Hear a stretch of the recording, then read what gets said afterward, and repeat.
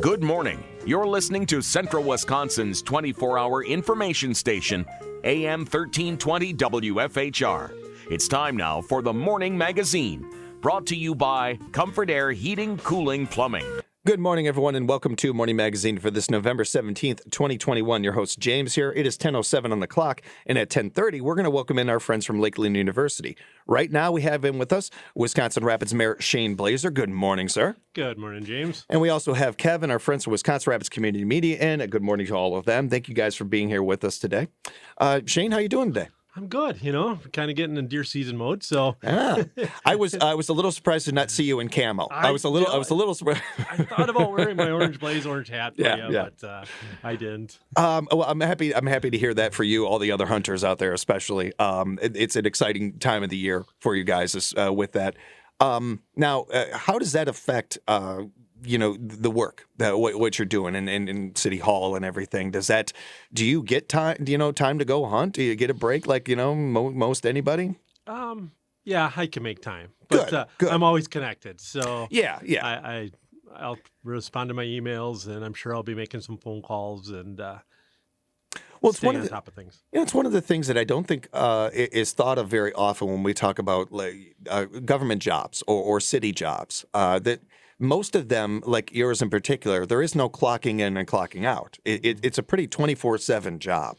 Yeah, I usually in the morning when I wake up, I have messages waiting for me, or people messaging me on Facebook, or those kind of things. So it's kind of I always try to stay on top of it because I always try to make it a habit to return my phone calls the same day, respond to emails, because I feel that's what I'm supposed to do, and it's important for me, and I don't want to get behind. And I think once you start getting behind, then you start, I'll return this one later, and then you don't return a call or an email, and I think for me, I look at it as a disservice for, the people that elected me to be here, or even the people that don't support me still need to have an interaction with government and their elected leaders, and we have to provide that. And well, it's something that you touched on, and we talked about. I think our first conversation, you being newly elected as mayor, was that you take it as it's not just you're not just a mayor of the people that voted for you. Right. You're a mayor of the city. You're a mayor of all of its citizens, and I have such a respect for that.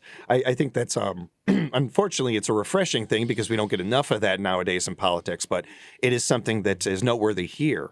It also speaks to how much the job means to you.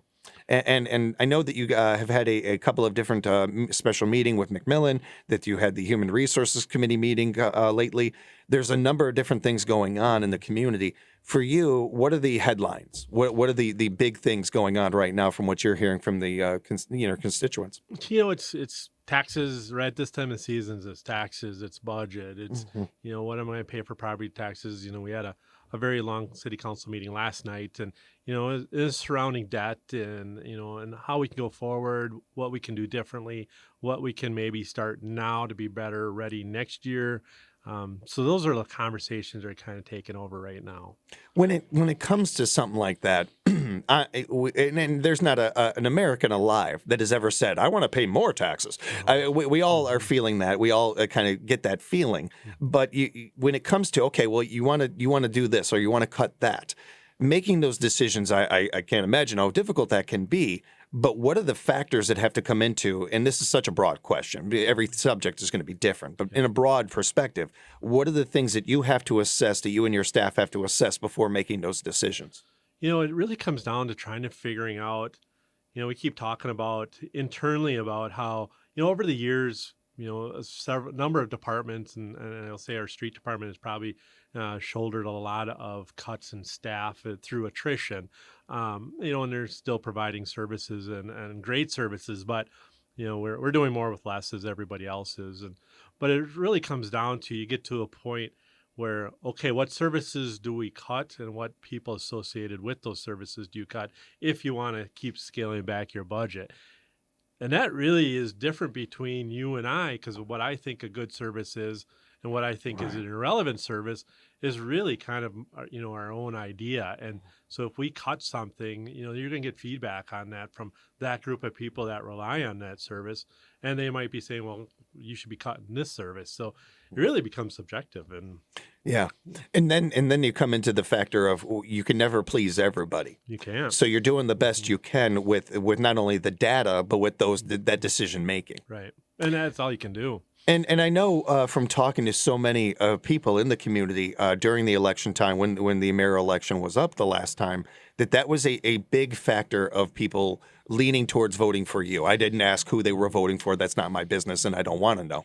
But asking, what was making you lean towards one candidate over another, a big one for a lot of people were, well, we feel that Shane can get us in the black, that Shane can get us the budget in check, and these kind of things.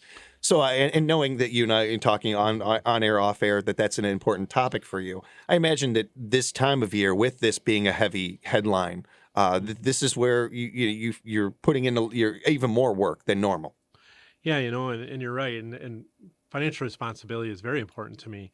But we come into, though, a lot of times in private sector and in public is, people really kind of a big driving cost for our budgets and corporations. And, but with highly competitive job markets now, we want to retain our good employees, and you have to pay them to retain them. Otherwise, they're going to go somewhere else. And with, I think about in the days, and I've talked to other people in my law enforcement days back in the day, you'd go to a job and there'd be hundreds of applicants, and now you're getting a dozen. Yeah. And so the interest, and then also the competitiveness of, everybody's looking for that best police officer, that best firefighter, or that best city, whatever employee. Yeah. And we're fighting over it. And so you have to pay them fairly to retain them. And it's hard to do, because it's a balancing being financially responsible, trying to be. And like I said, the center of our discussions around budget was we roughly borrow $2 million a year. And, some of our council people feels pretty strongly that just is an indication that we're overspending by $2 million and that maybe we need to look at how we're funding things and finding that. But that's where it comes in, is trying to find that priority. Then what's my priority may not be your priority. And then, then all of a sudden you get to the end and there's something that's getting cut. Well, then everyone's, no, we need that. Well, in the term need, what you look up in Webster's dictionary is not necessarily the definition of what need is in every community. Absolutely. Different communities, different things. And what we need here is going to be different than what they need in another county or what have you there. Absolutely. So when it comes to that and breaking it down to that, you get to the idea of, well, when it comes to a need, maybe this business or this thing that we have going on, it doesn't seem like a need. But then when you tack on the things that you were just talking about, well, we want to keep people in the community. We want to make sure that the people that are in this community that or that want to move to this community, what's one of the first things they look at? Children, the education system or the library or any of these kind of things.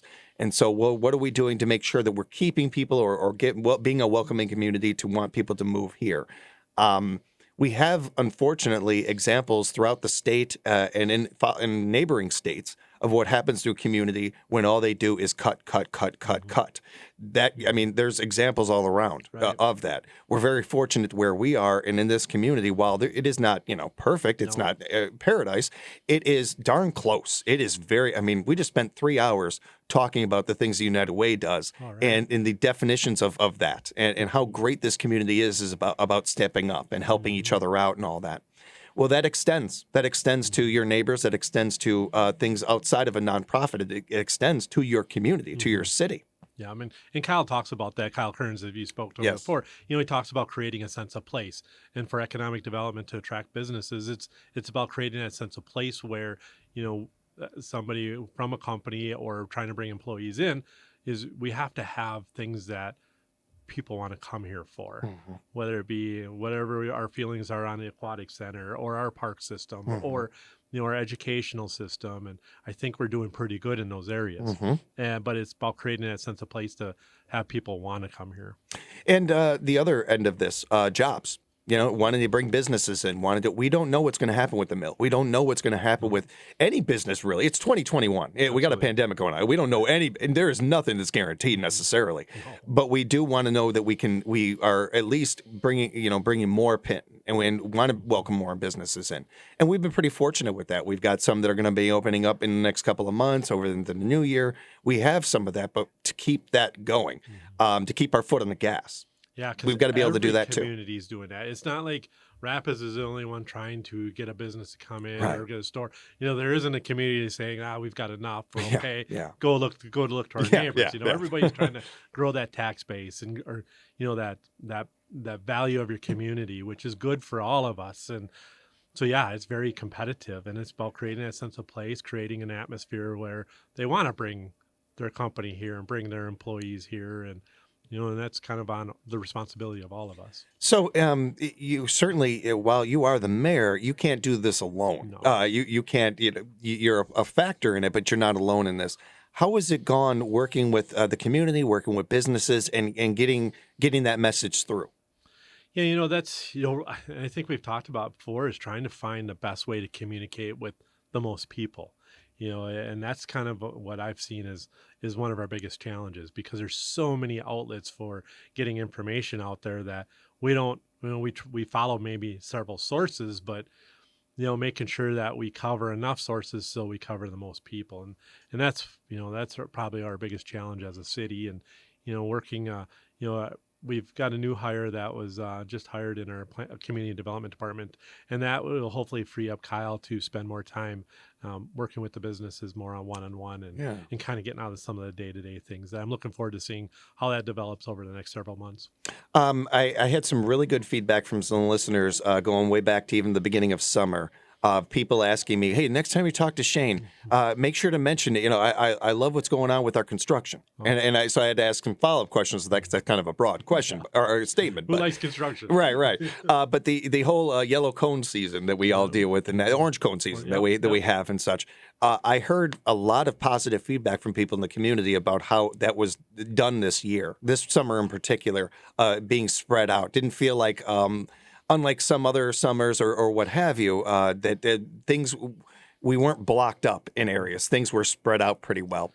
It seemed like there was a real effort to do that. Yeah, so you kind of run into it because, if you see construction going on one area of the city, well, we're all taxpayers. And so in our engineering department and that public works staff has worked to try to replace the roads that are in the most needs, whether it be the infrastructure or ride quality or a combination of all that. But if you can kind of spread construction all over the city and fix roads in every part of the city, as a resident, you kind of think, okay, my area matters, because we're all paying taxes. And, I think you unfortunately got to spread it around. Yeah. It just, sometimes if we're taking care of this road, the road right next to it at the same time, it blocks things up. Right. I thought it was, especially hearing from listeners out there, it was designed really well this year of spacing that out, where this area is having something done, and then the area, kitty corner or across this town is have something going on. It's really interesting. I think about it because we had work done in an industrial park and then over here on the west side and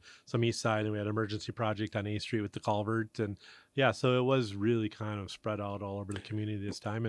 And you have that, mobilized, but we leave our equipment on the job site. So and those guys that work on the job site drive straight there. That's where they begin their day. So it's not like they're going to a shop, getting all their equipment, driving out there.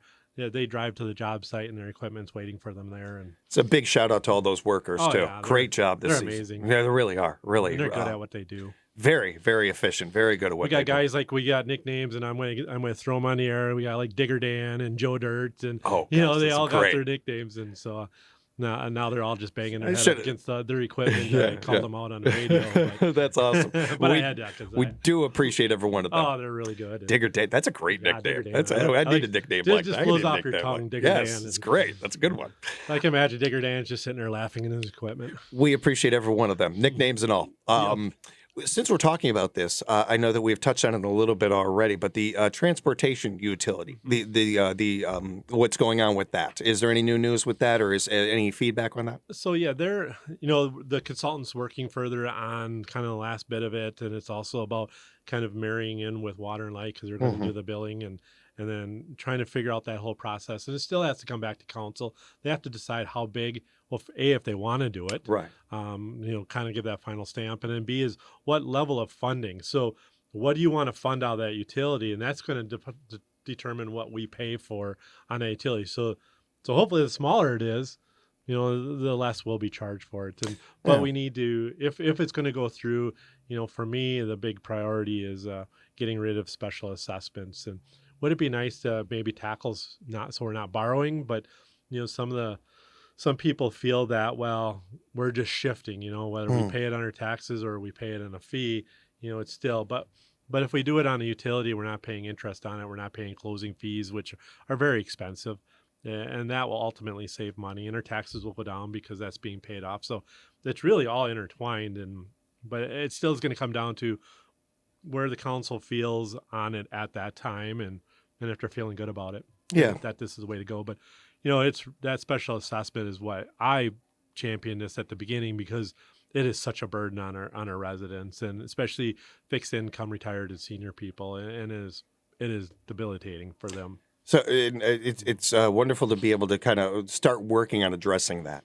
Yeah, we need to, and because it's not going to go down. It's only every year, especially now. With construction costs are going up, and supplies are down, and those fees, and it's you're choosing people that are want to stay in their home, surviving staying in their home on a retired income, and they, like a lot of them talk about medicine and food, and, and here they are paying a very large assessment that needs to go away. And that's something that every person should have, to be able to stay in their own home as long as possible, and all those things, to have that independence, that freedom. Every human being deserves that, and being able to do something about it is certainly noteworthy. Yeah, not being forced out of your home because you can't afford something, and vice versa. Our local businesses are. They're very important to us, and they have to have a voice here too. And it's got to be fair. They do have some responsibility in this transportation utility, because the customers are using that road system to get to their business, but they cannot pay for it all, because it's not fair. The Human Resources Committee meeting that you had, anything noteworthy out of that? No, we're just kind of working through some things internally, and hopefully we'll get some resolutions coming up here. Excellent. How about the McMillan Library special meeting? How about that? Was there anything noteworthy in there? Yeah, so it's kind of been a topic here the last few weeks is the apportionment that the city gives to the McMillan Library. We all pay taxes, and there's apportionment, or the county puts money into the library because of townships that don't have a library. They pay a fee, and they have a formula, and it's based on users, and but the city funds it more than what we are required to fund it, and so it's kind of become noticeable that funding is a large funding, and we get a lot of great value with the library, and it's a long time asset in our community. But I think the council is trying to find a balance of what's fairly being funded at the library, and also comparative to all the other services that the city provides to the community, and finding that balance and fairness. And speaking of that balance, when it comes to any cuts that might be made or have to be made or anything, is that something where you can work with the library about where to do that? Because I think that when we hear these kind of conversations, we think of programs right away, and I can't think of one program that they have at McMillan that could go, that our community could really live without necessarily. Right. But I can think that, well, when it comes to the individuals, people make how much they are making, that seems an availability of cut, that thing. And I'm not trying to take money out of anybody's pocket by any means, but I would think to the people that if I'm there, if I'm in charge of this, I say take it out of my money before you take away this program. Like the things that have to be made, can you be a surgeon about this and be detailed, or is it more of a butcher and you're just cutting? Like, what kind of are you able to do that? Yeah, so there's a unique relationship by state statute with libraries, is that they're funded in apportionment, but we have no say, the county or the city has no say in how that money is distributed within that organization. That would be up to the library board. And we've got a lot of new members on the library board. We have Ryan Austin, who's a council representative, who has a lot of knowledge, and he's really an asset over there. And so I think, and like they were saying last night, this is something that if we know we need to work $200,000 out of our budget, give us this next year to do it versus these next 2 weeks. Oh, okay. And I think that's fair. Absolutely. If there's time, like I said, there's a new board there, and let them have time to work through this if that's what the direction they want to go.